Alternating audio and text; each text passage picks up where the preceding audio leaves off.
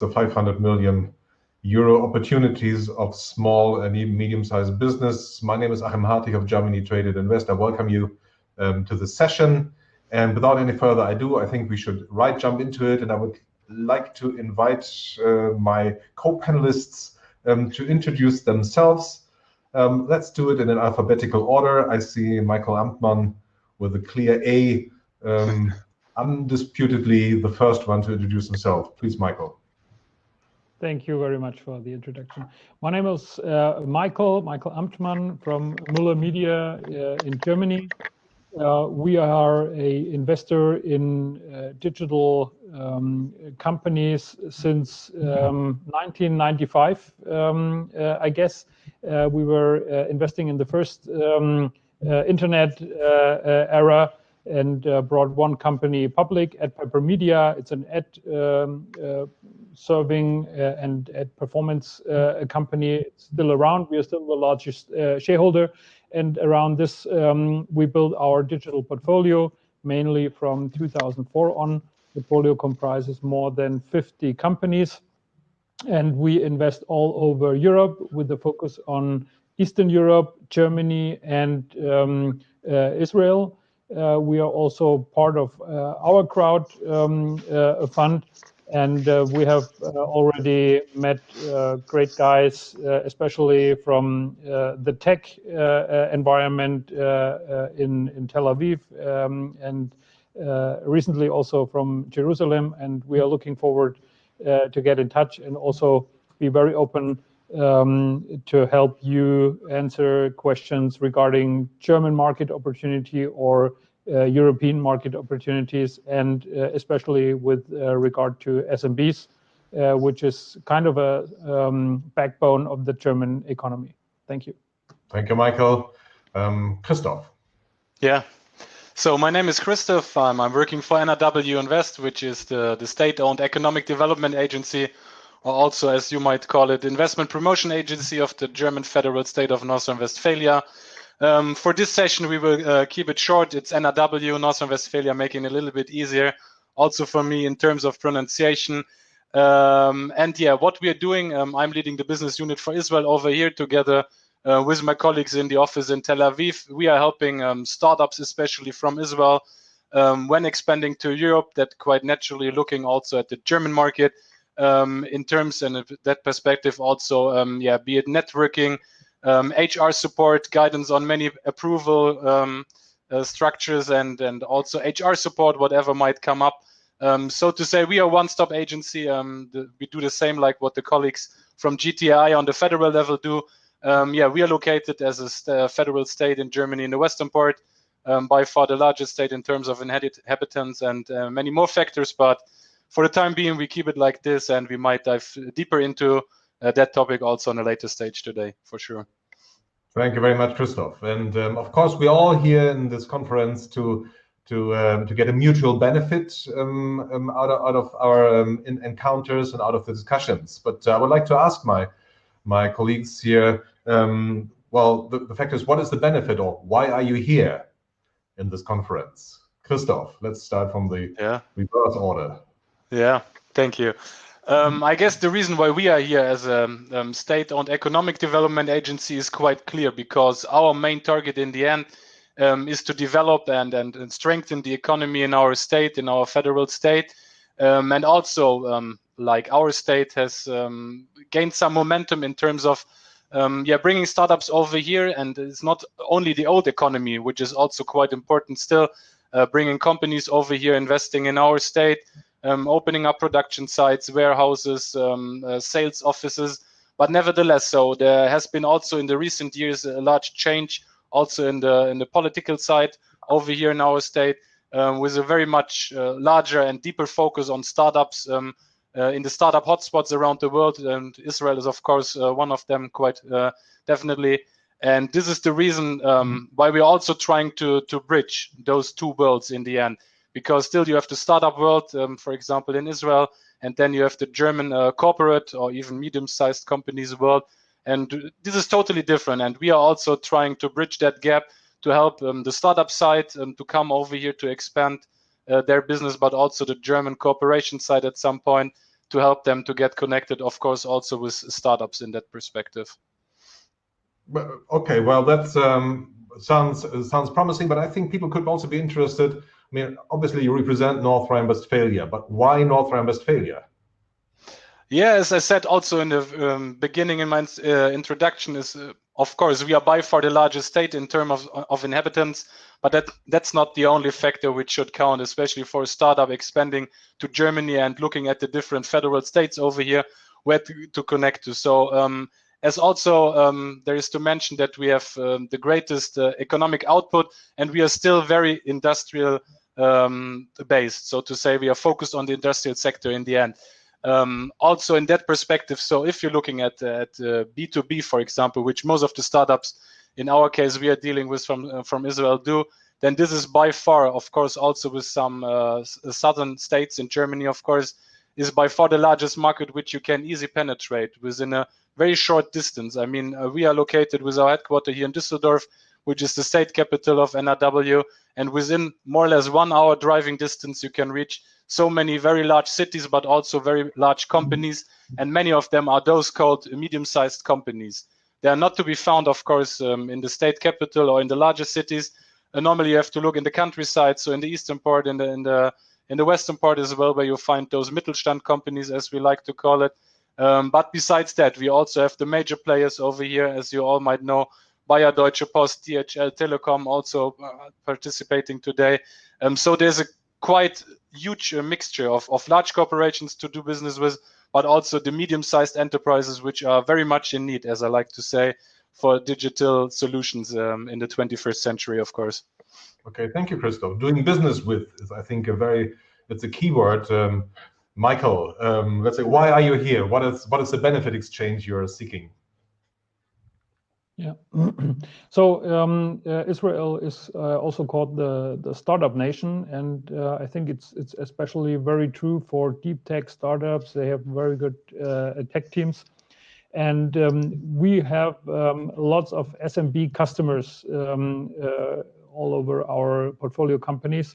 So we love to identify Israeli companies that have products that fit those customers we already have, so that we can provide more than money. So we are not an investor looking for companies where we can solely invest money, but also business models we understand where we can help with, and we can help the customers we already have with their daily business, with the products that Israeli companies and startups are providing.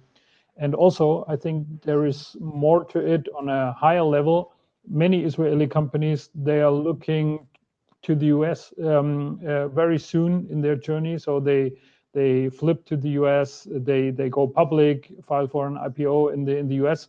And I think Europe is much closer geographically, but also culturally, and there's a huge economic opportunity also in Europe, because the American market is very, very competitive, because there are so many companies from all over the world who want to go to the US. And it may be a very, very good second step from Israel to come to Europe, especially to Germany as Europe's largest economy. Grow there, have the attribute of conquering a second region or second market, and then going truly global. Mm-hmm. We already talking. I mean, what I understood is you're working with companies where you can also support the business model, or you can interact with the business model. I think this is one of the traits of characters of German small and medium-sized enterprises, to do a kind of sustainable investment where really both partners are part of the deal. It's not only just a financial aspect, but it's really creating value together. And I think this is something which is across all over the federal states and all over the companies significant. But as, for example, Christoph and I, we are talking about the general concept of how to come to Germany, or to a federal state. Here with Michael, we have the reality check, how it's really working in the end. And the next question I would like to ask you, Christoph and Michael. Christoph, maybe first. In your opinion, for Israeli startups coming to Germany, what are the critical success factors, maybe on both sides, for the startups, for the companies, maybe also on the recipient side, on our side, so that this partnership becomes really something substantial and successful? If you have experience in that, please share it. Yeah, of course, I would love to do so. The thing is, when talking about both sides, that already mentioned beforehand, that there's a big cultural gap still. Having the startup on the one side, and also keeping that example with the medium-sized company on the other hand. And this is the first thing you as a startup coming from Israel should take in mind, that doing business with Germany is quite different than from other states around the globe. Also, it's not about punctuality. Of course, this is also one of the key factors when attending meetings, to be on time, but also understanding when, especially dealing with medium-sized enterprises. And I mean, that's our daily business over here, connecting the startups also on the ground to the right ecosystem, is that the common understanding. So what has the startup to offer, also in terms of speed, also in terms of the solution, can be adapted in a very short time. And this is where still the German medium-sized companies, not each and everybody of them, but most of them are lagging behind, especially dealing with the speed of startups coming from abroad, also understanding the technology quite at first hand.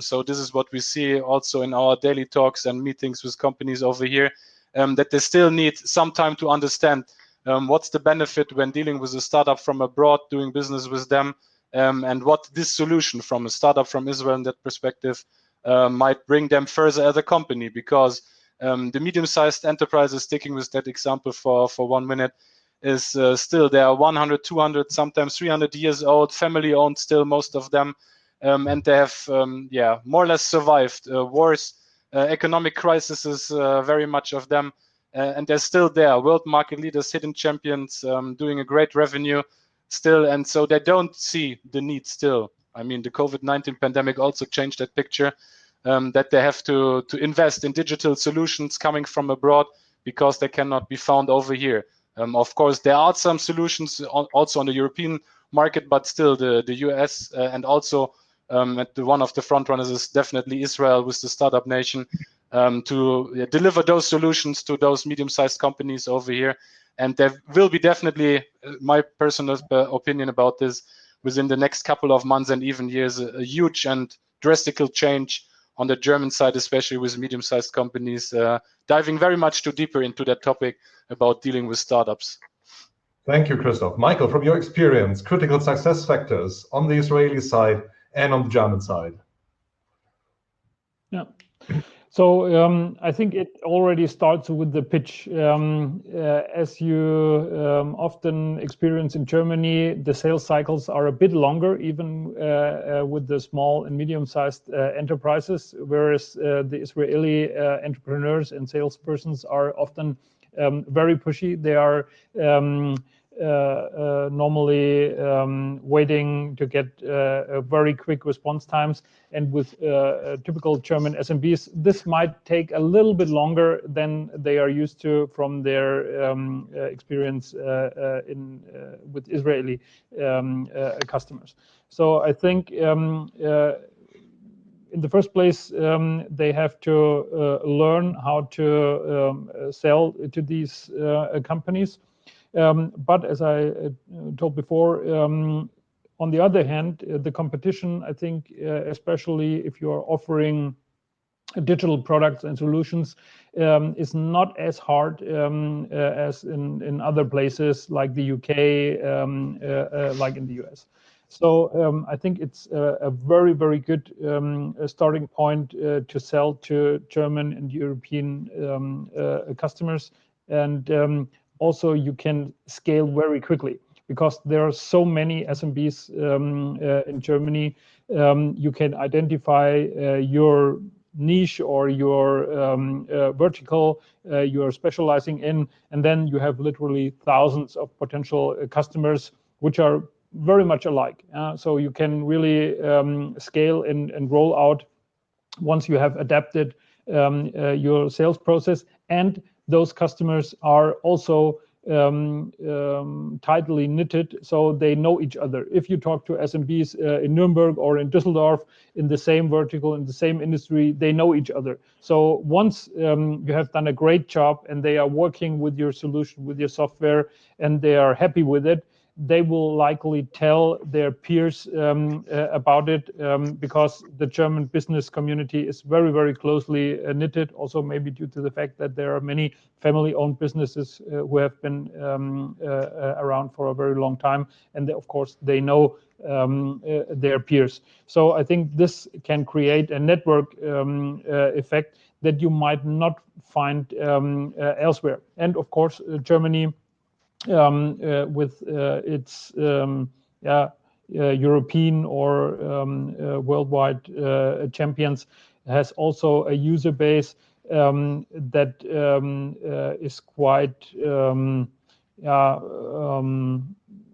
independent from economical shocks, and a very, very reliable partner. So they will not drop out of contracts simply because they changed their mind overnight. So you can count on them, and you can also work with them very, very closely in order to improve your product and get direct feedback, which you can then incorporate in your products and solutions. And I think that makes Germany and the German SMBs an especially valuable partner. Thank you, Michael. Time is almost up for this session. I think the beauty of the discussion we just had is that we had the two different perspectives, which are important to come to Germany. The one is the really sound business perspective from practice with startups, with companies Michael could offer here. The other is perspective of an overview and of the structural aid and methodological approach, how to enter, for example, North Rhine-Westphalia, Christoph could offer here. And also the beauty of this conference is that there are these two kind of people talking here and working here and are ready also to get into contact with you. So please use the opportunity, choose the one-on-one networking, talk to Christoph, talk to Michael, talk to myself, and talk to the other participants in this conference. You can get more out of it if you can address your personal questions directly in there. There's lots of room to do this. So I thank you all for your participation. We will end punctual, like you might expect this, at 11 o'clock, even a little bit earlier. That means we're almost Switzerland, but still, I wish you good luck for the rest of the conference. Thank you very much. Bye-bye.